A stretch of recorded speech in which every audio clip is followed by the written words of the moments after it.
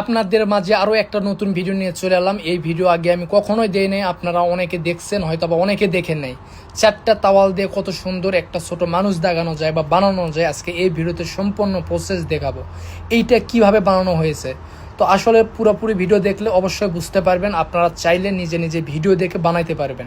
আরও একটা কথা বলতে চাই, এইটা যারা হোটেলে কাজ করে আমাদের জন্য এগুলো অনেক গুরুত্বপূর্ণ হয়ে থাকে।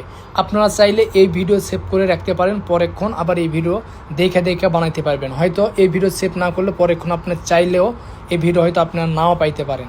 তো দেখেন এই ভিডিও পুরাই বানানোর শেষের দিকে। আসলে ভিডিও লাস্ট পর্যন্ত দেখার পর আপনারা মন্তব্য করবেন যে ভিডিওটা কেমন হয়েছে।